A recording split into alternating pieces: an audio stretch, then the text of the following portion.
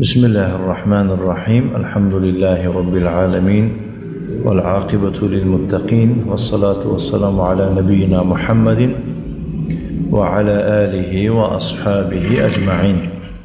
أما بعد، فنتابع درسنا من الأصول الثلاثة لشيخ الإسلام محمد بن عبد الوهاب ابن سليمان بن علي رحمه الله تعالى. اینک ما درس‌های خود را دوام می‌دهیم از رساله 3 اصل از آن شیخ الاسلام محمد بن عبد الوهاب ابن سليمان بن علي رحمه الله تعالى.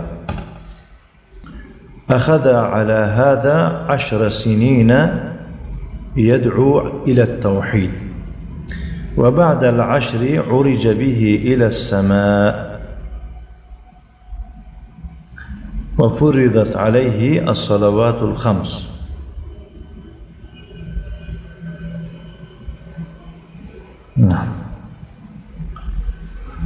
وصلى في مكة 3 سنين، وبعدها أمر بالهجرة إلى المدينة.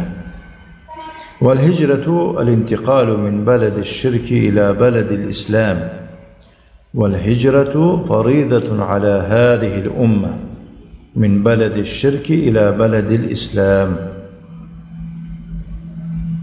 وهي باقية إلى أن تقوم الساعة. اینک شیخ الاسلام چنین می‌فرماید: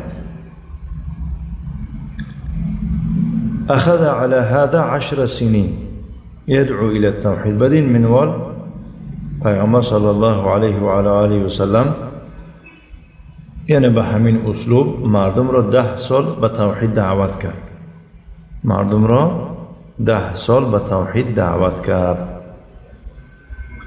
نه.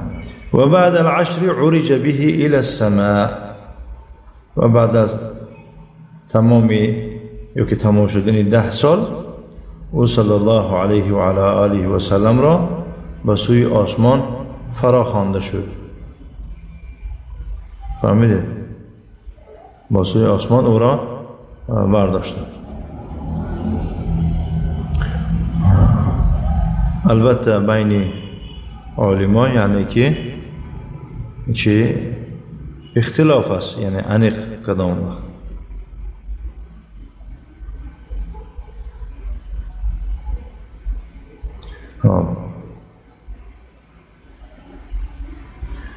بعد می‌فرماید که و فرضت علیه الصلوات الخمس، و 5 وقت نماز را برایش فرض گردانیده شد در همون شب معراج. فهمیدید؟ خب بعد چی می‌فرماید؟ وصلى في مكة 3 سنين، وبعدها أمر بالهجرة إلى المدينة. و در مکه 3 سال نماز گذارید و بعد از آن مأمور گردید که به مدینه هجرت کند. الله سبحانه و تعالی امرش کرد که اکنون به مدینه باید که چیکار کند؟ هجرت کند. خب معنای هجرت چیست؟ شیخ صاحب کتاب می‌فرماید: والهجرة الانتقال من بلد الشرك إلى بلد الإسلام. هجرت از سرزمین شرک، کفر، از زمین‌های کافرها به سرزمین اسلام کوچیدن است. هر جا که مسلمان‌ها زندگی میکنن همونجا رفتن. فهمیدن؟ یعنی از سرزمین شرک به سرزمین اسلام کوچیدن. والهجرة فريضة على هذه الأمة من بلد الشرك إلى بلد الإسلام. هجرت بر این امت فرض است که از سرزمین شرک به سرزمین اسلام کوچ کنند. فهمیدید؟ خب و هی باقیة الى ان تقوم الساعة. همین هجرت کردن فریضه است تا قیامت قائم شدن. یعنی این هجرت دوام میده تا قیامت چی برپا شدن. فهمیدید؟ همچنین باید هجرت کرده شود از دار بدعت به دار سنت. برای مثال در این تاجیکستان بعضی دهها و شهر و منطقه هستی که میبینید که به سنت نزدیک هستی، از بدعت دوره. اون دههایی که شما زندگی میکنید همه یعنی که غرقی چند بدعتن، از اونجا کوچیدن یعنی که به طرفی سنت رفتن. یا که دیدید که کلا مردم نمیفهمد، هرچند تلاش و کوشش میکنید هیچ کس نمیفهمد، چیکار میکنید؟ از اونجا میکوچید و یک دیار میروید و یک سرزمینی میروید که در اونجا دیار سنت است. خیلی که از همه در جهان اسلام امروز یگانه جایی که 100% سنتی پیغمبر صلی الله علیه و آله و سلم را و به طریق خیلی هم زیبا علم گرفته می شود، این دماج است، یعنی که دیار یمن.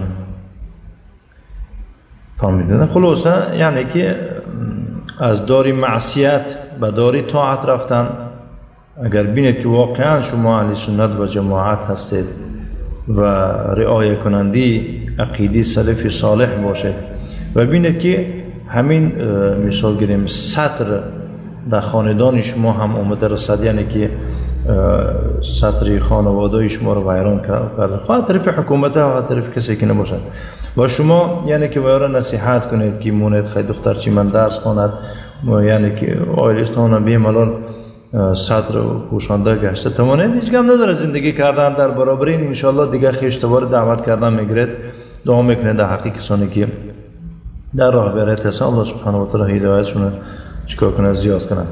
اما بینید که نوبت شما نیز رسید، این شما نمیمونند که عائلتان سطر دار شود، نمیمونند دخترتان سطر دار شود.